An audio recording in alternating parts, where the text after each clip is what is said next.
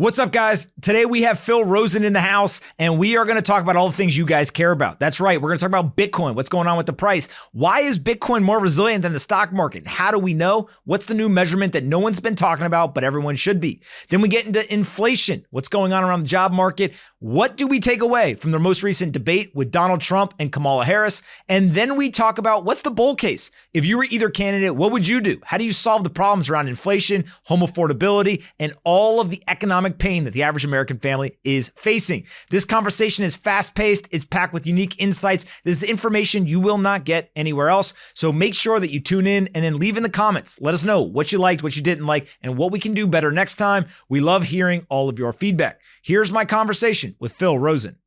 All right, Phil, what's the first topic you got? I want to start with this crazy stat that you wrote about this week.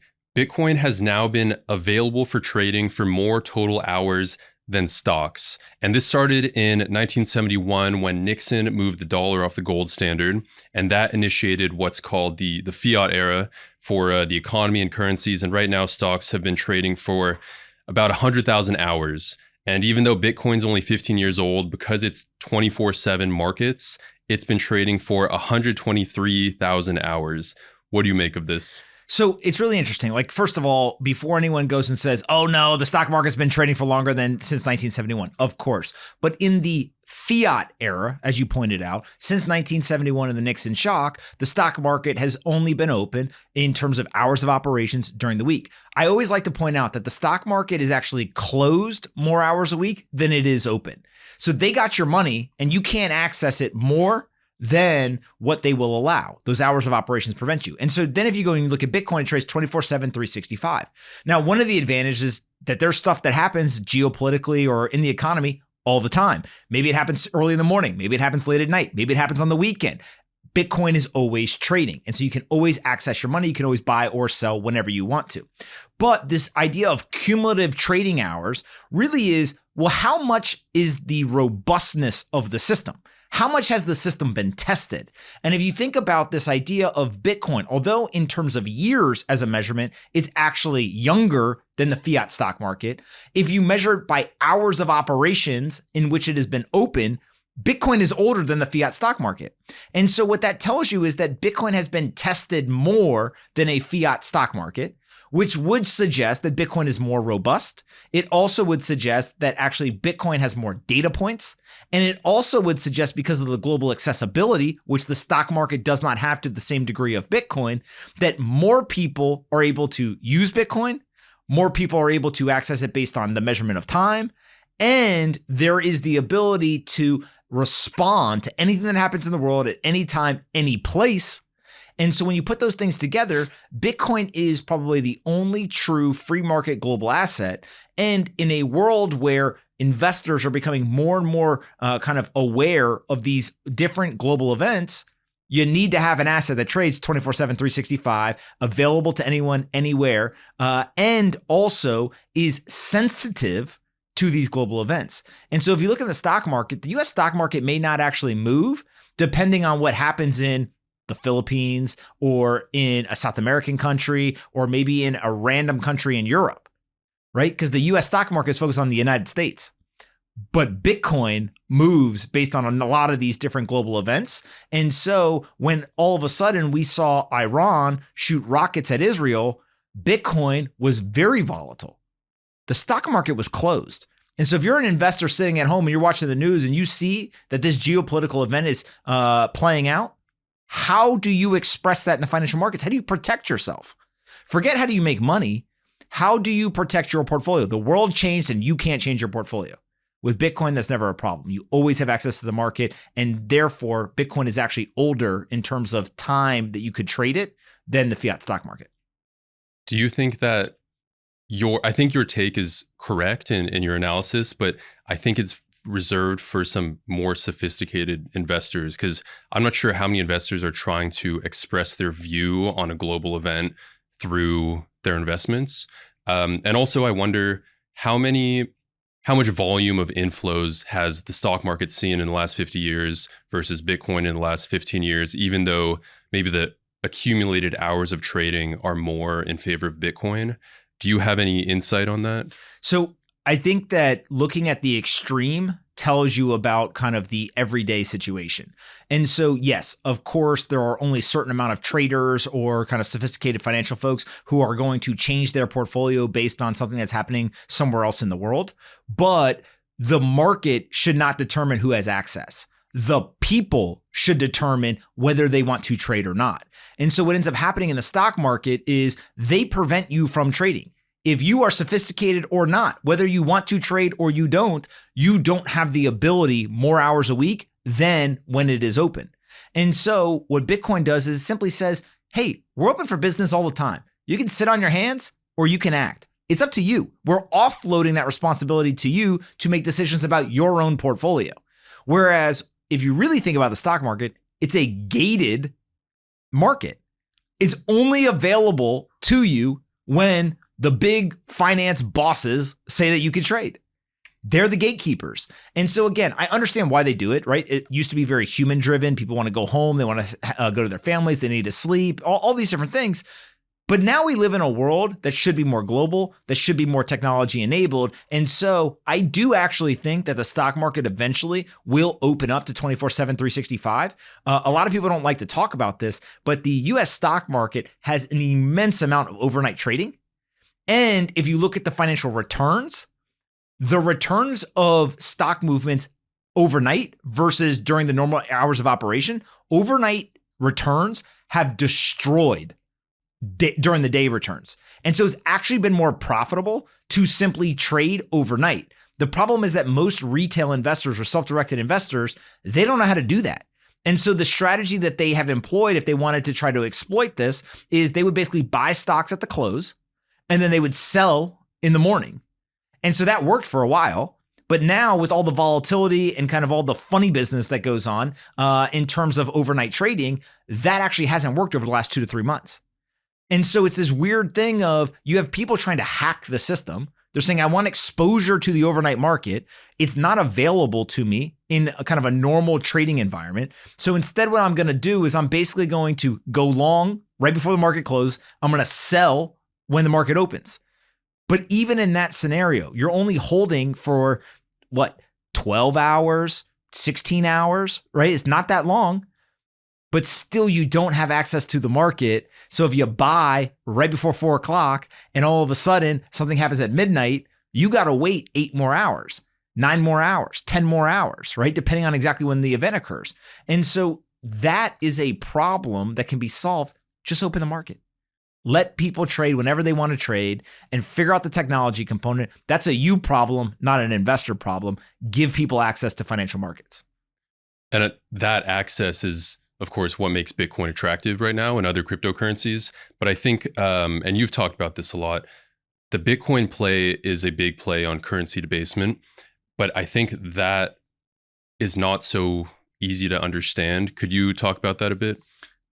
I think stocks are a play on currency debasement as well. Okay. Some stocks go up more than others, but overall, the stock market has the same driver as what Bitcoin is. The dollar is being devalued. Structurally, it does not matter what anyone says, does not matter what any politician says. They have to devalue the currency because we have to monetize the debt.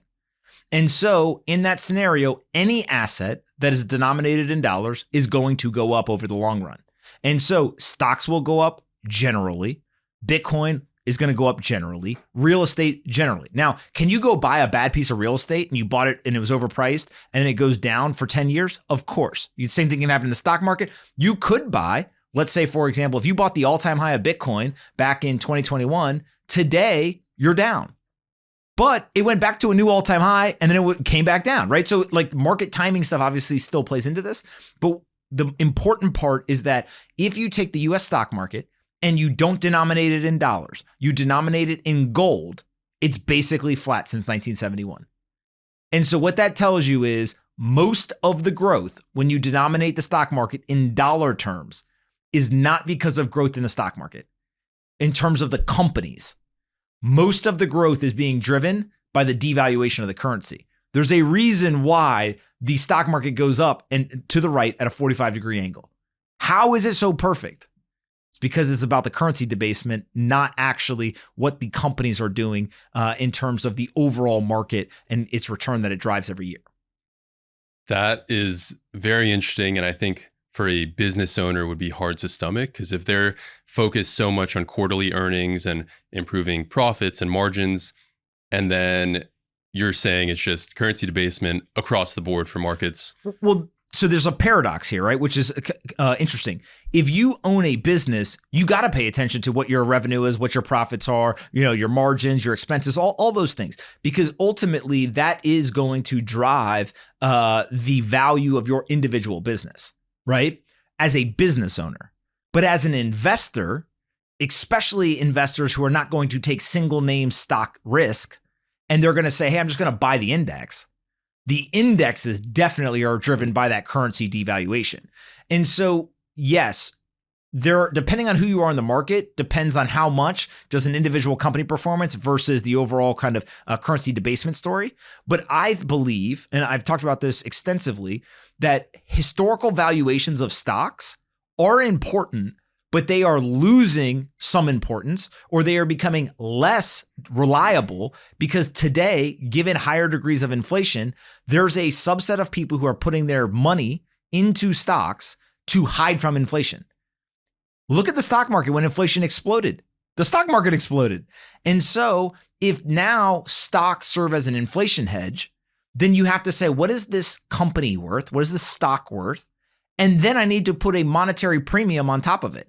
And so that monetary premium could be 1%, or it could be like 7 or 8%.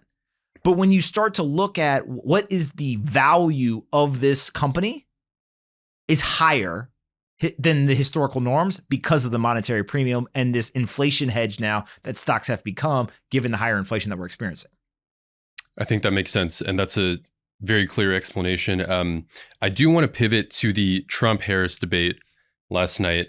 It was mostly a circus. A lot of political theatrics.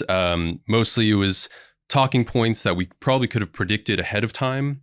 And we heard about immigrants eating dogs. And Trump said Harris's economic plan was 4 sentences long. And we did not hear anything really about housing, $35 trillion in debt, or changing tax structures for businesses and households. What were your takeaways from the debate? I agree. Circus. I agree. Kind of theatrics. I was surprised at both candidates getting caught talking about the past rather than talking about policies and kind of future results. And the reason why I think that is important, if you're trying to win a popularity contest, you talk about what you did, you talk about who you are, you talk about how much people like you. But if you're trying to win a political campaign, you have to talk about what you're going to do for people. You have to speak to what their outcome is, not your side. And so both political candidates, I think I kind of got caught in this almost like mimetic battle back and forth of trying to do that. And at times you could see them catch themselves and try to get back to, oh, let me talk about the people, let me talk about policy or whatever. But for the most part, across all issues, there was very little talk about the actual policies. Now, what I will say is the most surprising part to me was what was not said in the debate.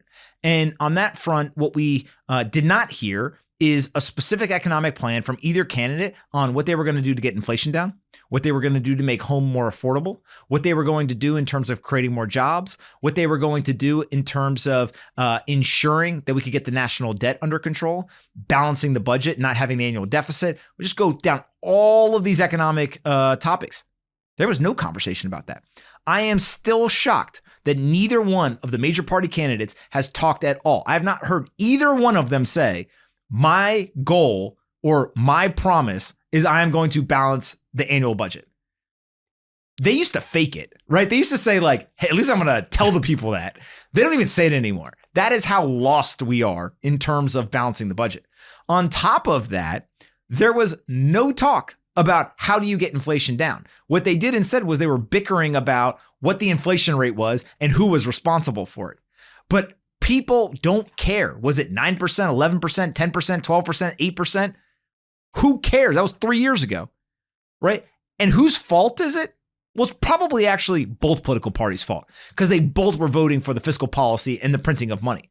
And so instead, what I wish that we had heard was, here's exactly what I'm going to do to get housing more affordable for Americans. Here's exactly what I'm going to do to get inflation down. Here's exactly what I'm going to do.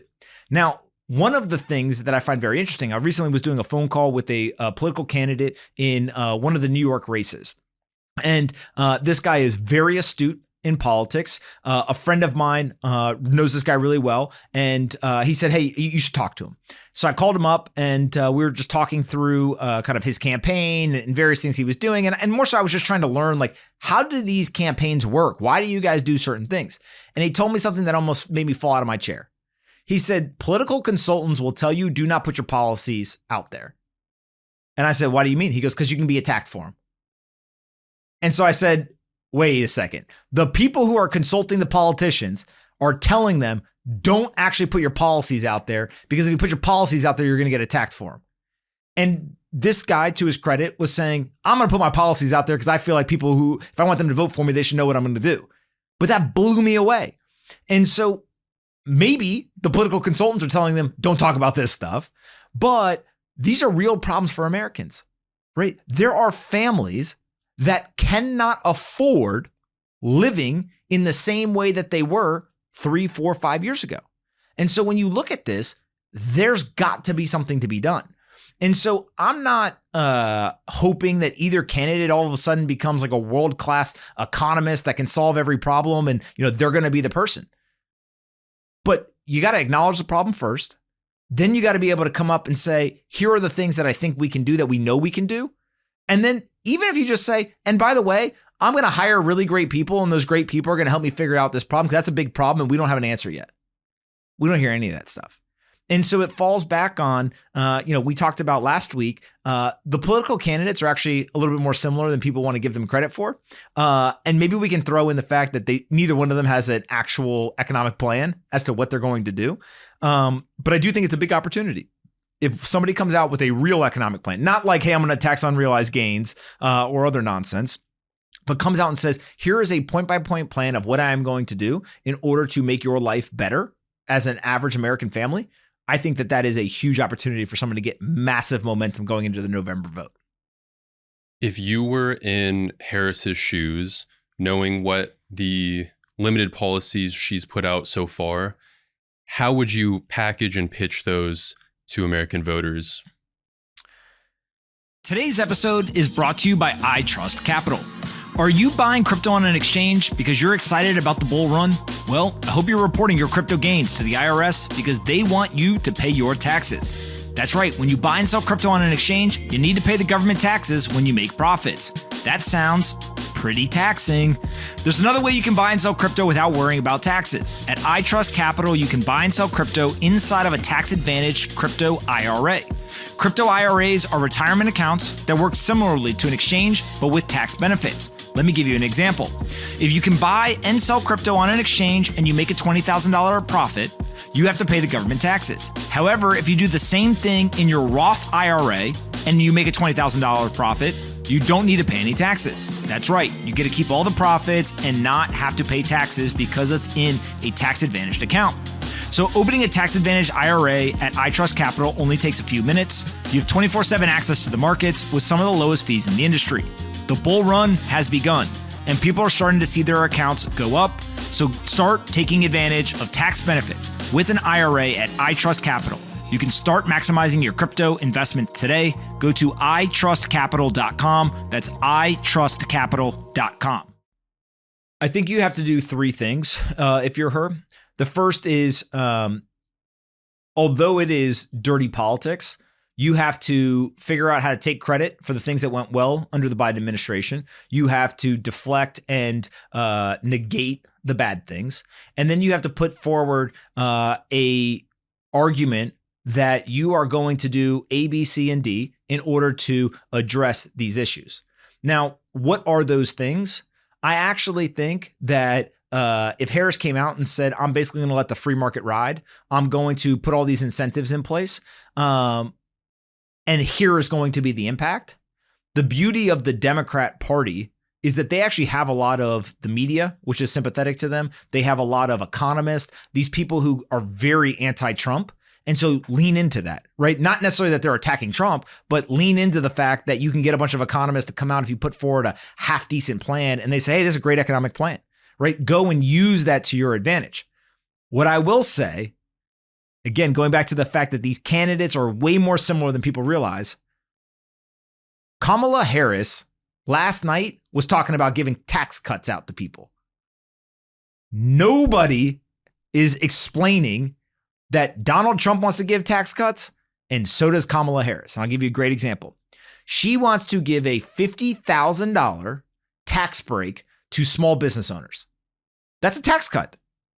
It may not be a percentage in terms of taking the corporate tax rate, from 20 to 15. It may not be taking the capital gains tax down, whatever.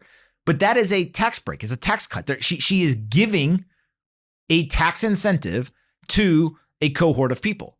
Now, I don't think that that's a bad thing. I don't think she should be attacked for that. I actually think that if we want to encourage entrepreneurship, if we want to encourage job creation, small business owners are responsible for 50% of jobs in America. That's a great thing. We should try to get more people into business. We should lean into capitalism. We should go ahead and say, hey, if you want to start a business in America, we're going to incentivize you to do that. But call a spade a spade. It's a tax cut, right? And so if Trump and Kamala Harris both want a Southern wall, if Trump and Kamala Harris both want to do no tax on tips, that's a tax cut, right? If she wants to give $50,000 to small businesses, that's a tax cut. So what we actually have done is both political parties have reached an agreement. They've come to a consensus. We must give tax cuts to the American people. It's like being in high school and someone wants to run for student president. They give out lollipops, right? You may give out, bubblegum lollipops. I may give out a different kind. We're both giving out lollipops. We're both trying to give the people something so they vote for us. And so when you see these tax breaks, that is what taxes are. They're an incentive system. And so if you want to punish behavior, you raise taxes. If you want to incentivize behavior, you lower taxes. And that's what we're watching play out here is they may disagree on what the exact policy details are, but they're both going after taxes and they're saying, I'm going to give you something.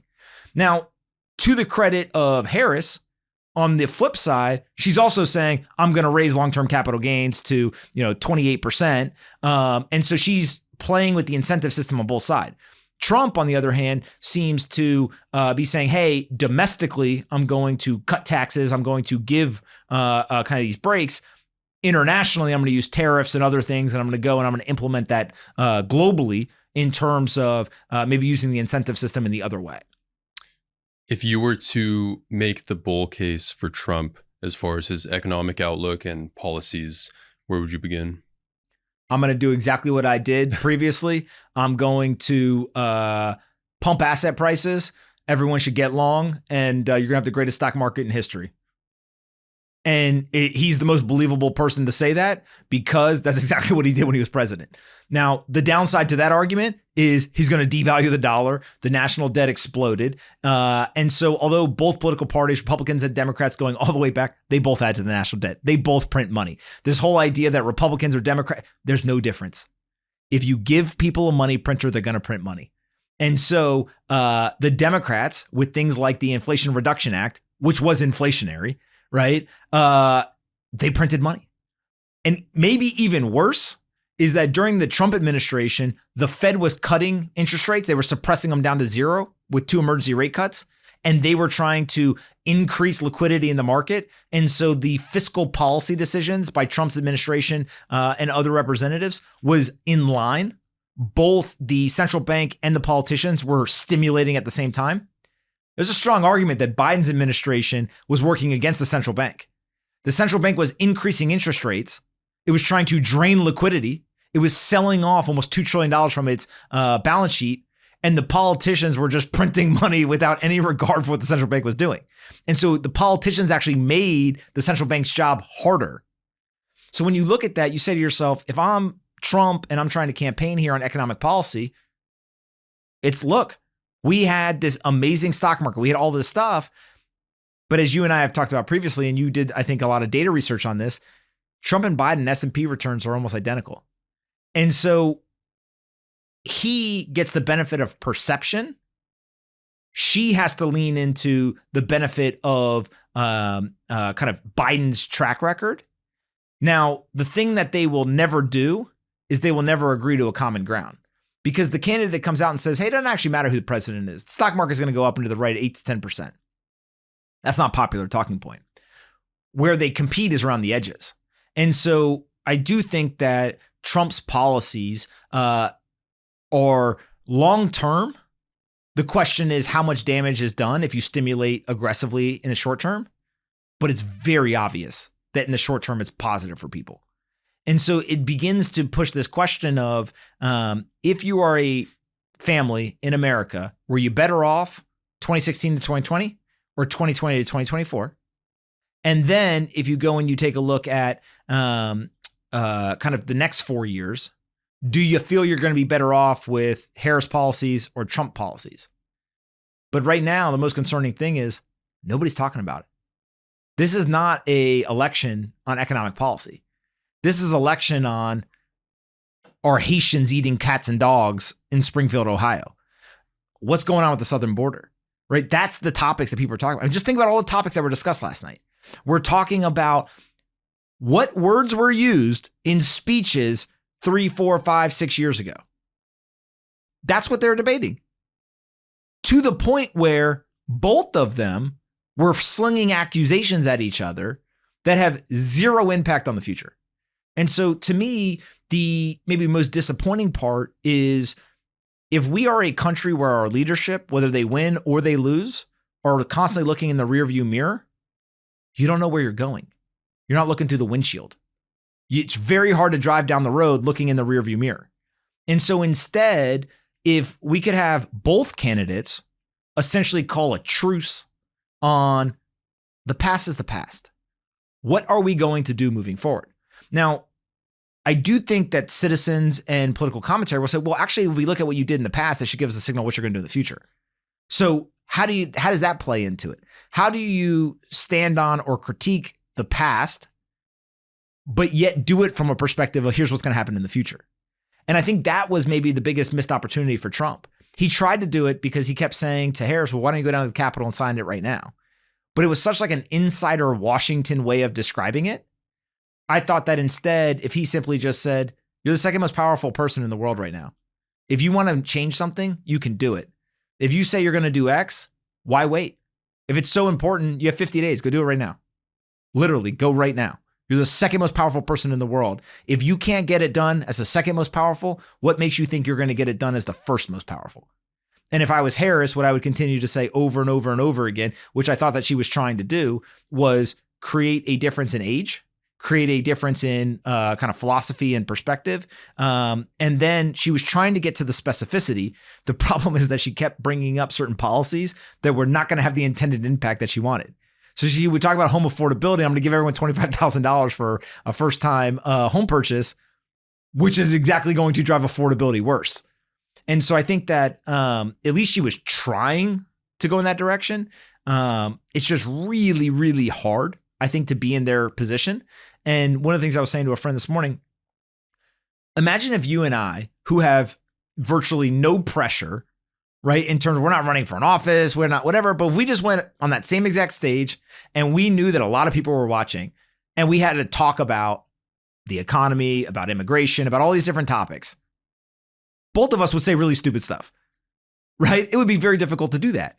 And so the pressure of that situation, we need a president who can withstand that pressure, who can thrive, right, in doing this stuff.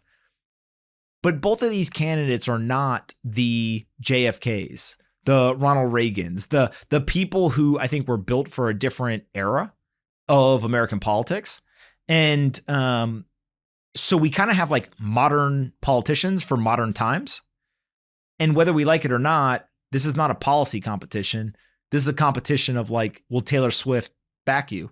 Will, the latest, greatest podcast have me on? Who's going to get the most viral clip on Twitter? Can somebody screenshot Truth Social so that everyone sees it? Those are the things that these candidates are doing. And you can see it. How many pre-prepared zingers did they each have? And when they said them, you could tell they were like, here it comes. And then they would say it, right? It was like very unnatural. And so I just think if we want to get a better handle on the future, there are things that the moderators could have done. And this may be one of the most important points. The conversation is led by the moderators. Why did the moderators never ask about what is your specific plan to get inflation down? What is your specific plan to get the national debt? What is your specific plan to get the annual deficit under control?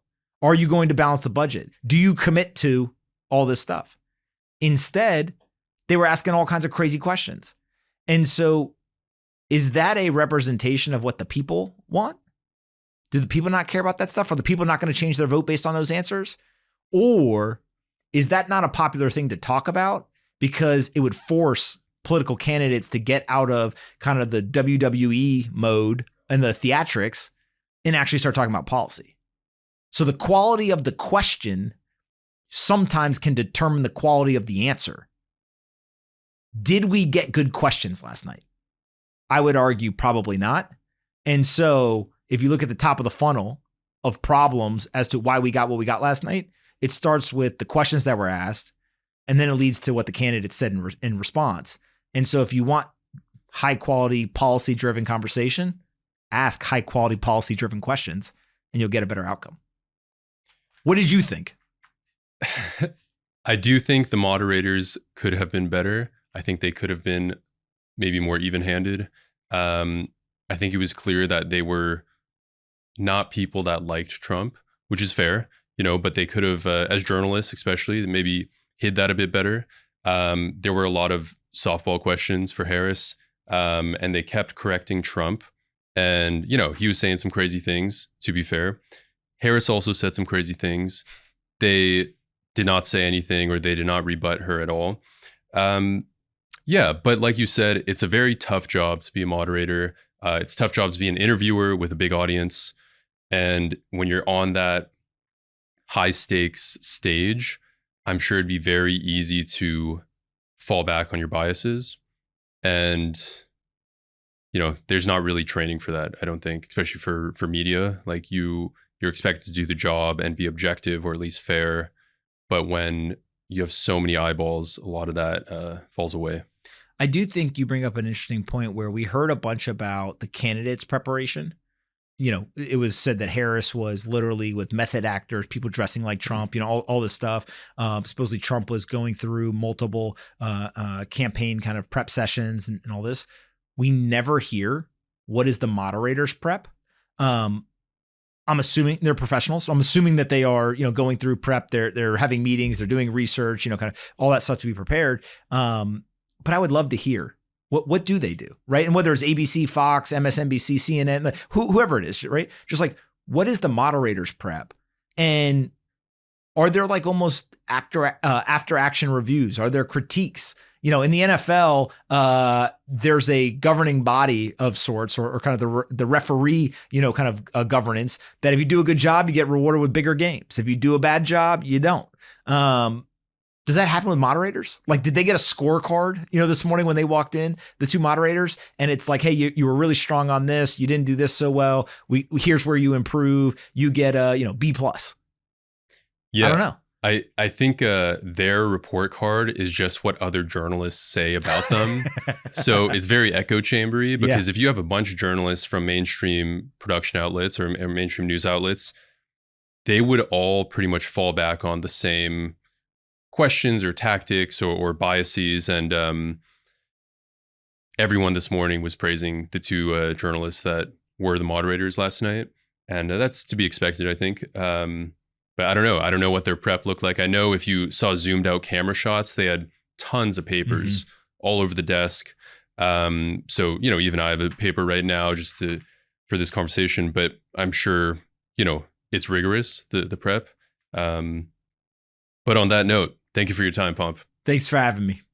All right, guys. I hope you enjoyed that episode. That was one of my favorites. Now, we got a lot of things to talk about because I spent a lot of time making this podcast or these videos, and now I need your help. There's a couple things you can do to help the show get bigger, get in front of more people. The first, if you're watching on YouTube, go ahead and hit the like button. The more likes there are per video, the more people that see it. It's pretty simple. Now, if you're an audio listener, you don't like video, you don't like seeing my beautiful face, then you can go to Apple, Spotify, or any other audio platform and leave a review. Hit 5 stars, leave a nice comment, help us promote the show.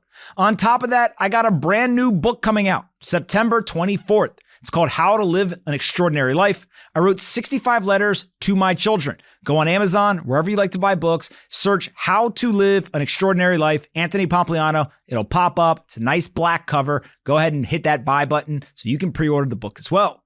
Now, if you like the show, tell your friends, share it with your family, annoy your brother, your sister, your mother, or your father, and make sure that they become a listener and a watcher as well. Thanks so much for tuning in. I'll see you guys in the next episode.